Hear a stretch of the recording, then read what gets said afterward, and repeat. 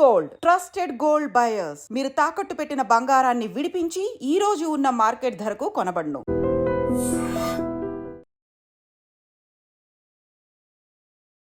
నమస్తే, welcome to I dream. రీసెంట్గా జరిగిన పహల్గామ్ దాడికి సంబంధించి అందరికీ తెలిసిన విషయమే. అయితే పాకిస్తాన్ మన మీద అలాంటి దుశ్చర్యకు పాల్పడినప్పుడు మన భారతదేశం ఆర్మీ పాకిస్తాన్ మీద యుద్ధం ప్రకటించింది.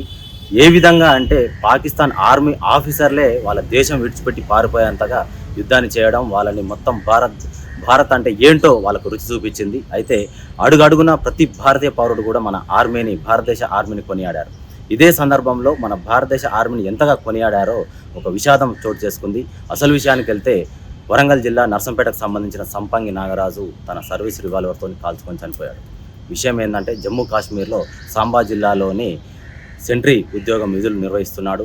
అయితే ఏం జరిగిందో తెలియదు, కానీ తన కుటుంబ కారణాల వల్లే సూసైడ్ చేసుకున్నారని చెప్పేసి ప్రాథమిక విచారణలో వెల్లడైంది.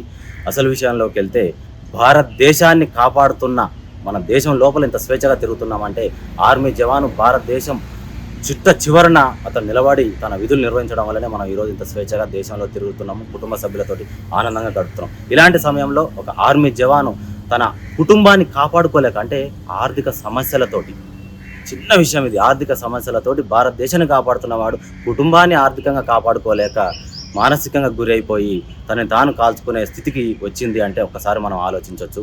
అయితే అతని మరణాన్ని కుటుంబ సభ్యులు, తన భార్య, పిల్లలే కాకుండా చుట్టుపక్కల ప్రాంతాల వాళ్ళు కూడా జీర్ణించుకోలేకపోతున్నారు.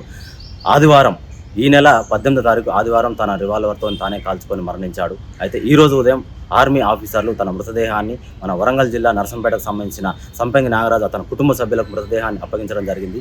అతని మృతదేహాన్ని చూడడానికి చుట్టుపక్కల ప్రాంతాల వాళ్ళు తండాలుగా తరలి రావడం మనం గమనార్హం. అయితే ఏదేమైనప్పటికీ దేశాన్ని కాపాడుతున్న వీర జవాన్లకు మనం నివాళులు అర్పిద్దాము, దేశాన్ని గౌరవించుకుందాము. వాళ్ళు స్వేచ్ఛగా, మనం ఇంత స్వేచ్ఛగా ఉన్నాం అంటే కారణం అయితే వాళ్ళే, కాబట్టి వాళ్ళకు మనము తల వంచి నివాళులు అర్పించడంలో ఏమాత్రం సందేహం లేదు. ఏదేమైనప్పటికీ జవాన్లకు మనం గౌరవించడం మన ధర్మం.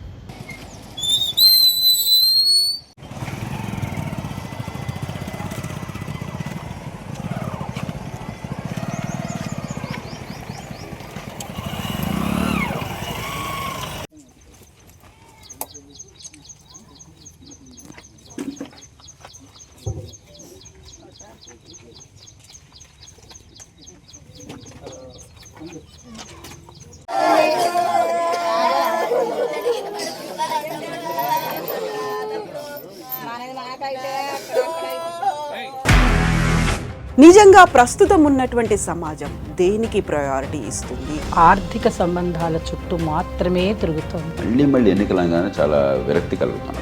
మంచి అనిపిస్తుంది కదా, లేడీస్ కూడా ఛాలెంజింగ్ జాబ్స్ చేసినప్పుడు చాలా బాగుంటది. ట్రాఫిక్ అసిస్టెంట్స్ గా నియమించిన ట్రాన్స్జెండర్స్ అందరితో సాల్యూట్ చేయించుకుంటున్నారు. ఫుడ్ డెలివరీ ఇవ్వటానికి వెళ్ళినటువంటి డెలివరీ బాయ్ అనిల్ పై కళ్ళ ముందు